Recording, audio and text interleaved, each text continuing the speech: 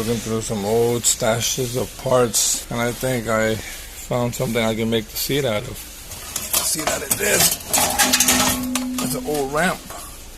Real cool seat. How does she look?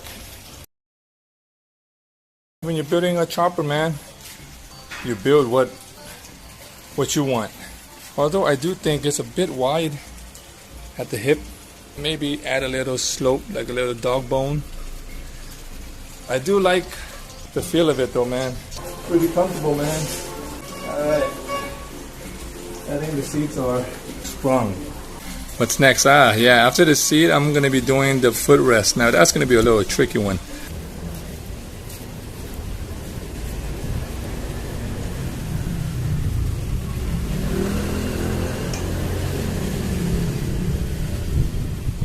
We got fuel, we got all that.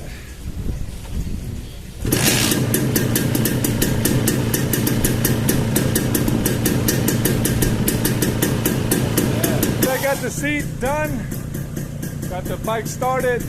I need a drink.